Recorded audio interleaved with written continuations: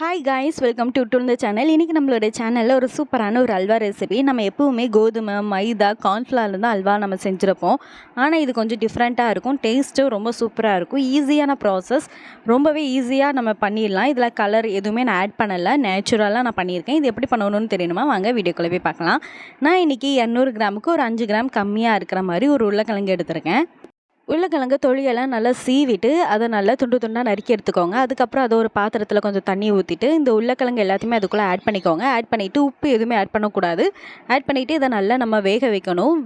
எப்படி வேகணும் அப்படின்னா ரொம்ப ஸ்மூத்தாக சாஃப்டாக வேகணும். இப்படி நல்லா வெந்துருச்சு. வெந்ததுக்கப்புறம் எடுத்து பாருங்கள் எவ்வளோ சாஃப்டாக இருக்குன்னு. நம்ம இப்படி ஸ்பூனை வச்சு கட் பண்ணி பாருங்கள். இப்படி கட் பண்ணி பார்த்தா அது நல்லா சாஃப்டாக நம்மளுக்கு வெந்திருக்கா அப்படிங்கிறத செக் பண்ணி பார்த்துக்கோங்க. இப்போ பாருங்கள் எனக்கு நல்லா வெந்திருக்கு. இதை மிக்ஸி ஜாரில் நான் அடித்து எடுத்துக்கிறேன். இதை நம்ம நல்லா துருவி எடுக்கலாம். துருவி எடுக்கிறத விட நம்ம மிக்ஸி ஜாரில் நம்ம போட்டு அரைச்சிட்டோம் அப்படின்னா நம்மளுக்கு வேலை கொஞ்சம் கம்மியாக இருக்கும். இதே மாதிரி நல்லா அரைச்சி பேஸ்ட் மாதிரி எடுத்து வச்சுக்கோங்க. இதில் கொஞ்சம் தண்ணி ஆட் பண்ணிங்க அப்படின்னா உங்களுக்கு நல்ல குழுக்குழுன்னு இருக்கும். இல்லைன்னா உங்களுக்கு இப்படி நீங்கள் தண்ணி இல்லாமல் கெட்டி ஆட் பண்ணிங்கன்னா உங்களுக்கு சீக்கிரமாக வேலை முடிஞ்சிடும். அதுக்கப்புறம் நாஸ்டிக் பேனில் கொஞ்சோண்டு சீனி ஆட் பண்ணிவிட்டு ஒரு சொட்டு தண்ணி தான் நான் ஆட் பண்ணேன். ஆட் பண்ணிவிட்டு அது நல்லா கோல்டன் கலரில் நம்மளுக்கு அந்த சுகர் சேஞ்ச் ஆகணும். இது சீனி ரொம்ப உங்களுக்கு ப்ரௌன் கலரில் வந்துருச்சு அப்படின்னா உங்களுக்கு டேஸ்ட்டும் மாறிடும், கலரும் மாறிடும். அதனால் கரெக்டாக இதே மாதிரி கோல்டன் கலரில் வந்ததுக்கப்புறம் நம்ம அரைச்சி வச்சிருந்த உருளைக்கிழங்கு ஆட் பண்ணிவிட்டு நல்லா கிண்டி விட்டுக்கோங்க.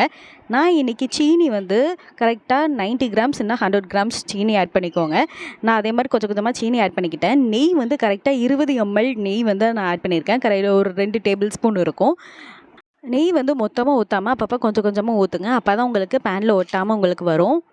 பாருங்கள் எவ்வளோ சூப்பராக அந்த கலரும் வந்திருக்கு அப்படின்னு சொல்லிட்டு நல்லா கிண்டி விட்டுக்கிட்டே இருங்க. இது நல்லா வெந்துருச்சு அப்படிங்கிறது எப்படி தெரியும் அப்படின்னா நம்மளுக்கு பேனில் ஒட்டாமல் வந்துருச்சுன்னா வெந்துருச்சுன்னு அர்த்தம். இது மாதிரி கிண்டி விட்டுக்கிட்டே இருங்க. இது நீங்கள் கொஞ்சம் டெசர்ட்டாக நீங்கள் சாப்பிட்டுக்கலாம். ஒரே மாதிரி அல்வா சாப்பிட்டு உங்களுக்கு போர் அடிச்சிச்சுல, இதே மாதிரி நம்மளுடைய சேனலில் நிறைய அல்வா சீரீஸ் போடலான்னு இருக்கேன். ஏற்கனவே நம்ம இதில் ஓமம் வச்சு அதுக்கப்புறம் கேப்பையை வச்சு நம்ம அல்வா பண்ணியிருப்போம். அதோட லிங்க் நான் கீழே டிஸ்கிரிப்ஷனில் கொடுக்கேன், செக் பண்ணிக்கோங்க. மேலே கார்ட்லேயும் நான் உங்களுக்கு கொடுக்கேன். இதே மாதிரி கொஞ்சம் கொஞ்சமாக எண்ணெய் ஊற்றி நல்லா கிண்டிட்டிங்க அப்படின்னா பேனில் ஒட்டாமல் வரும். இப்போ நம்மளோட அல்வா சூப்பராக ரெடி ஆகிடுச்சு. இந்த நேரத்தில் முந்திரி பருப்பு ஆட் பண்ணிவிட்டு நல்லா கிண்டி விட்டுக்கோங்க. முந்திரி பருப்பு ஆட் பண்ணி ரொம்ப நேரம் கிண்ட வேண்டாம், ஒரு 2 கிண்டு கிண்டினா போதும். அவ்வளோதான், நம்மளோட அல்வா உப்பு சூப்பராக ரெடி ஆயிடுச்சு. சுட சுட டேஸ்ட்டு ரொம்பவே சூப்பராக இருந்தது. இதை உருளைக்கிழங்குல தான் பண்ணியிருக்கோன்னு சொன்னால் யாருமே நம்ப மாட்டாங்க. இதை செஞ்சு யார்ட்டையா கொடுத்து டேஸ்ட் பண்ண சொல்லிவிட்டு இது எதில் நான் பண்ணியிருக்கேன்னு கேளுங்க. அவங்களால கண்டுபிடிக்க முடியாது, நீங்கள் சொன்னால் தான் உங்களுக்கு தெரியும். அந்தளவுக்கு டேஸ்ட்டு ரொம்பவே சூப்பராக இருக்கும், டிஃப்ரெண்ட்டாகவும் இருக்கும். அதான் நம்மளுடைய உருளைக்கிழங்கு அல்வா சூப்பராக ரெடி ஆயிடுச்சு. இது ரொம்ப சிம்பிளாக டேஸ்ட்டாக இருக்கும். இதை நீங்களும் ட்ரை பண்ணி பாருங்கள். வயலில் சுவை நட்டியமாடும்.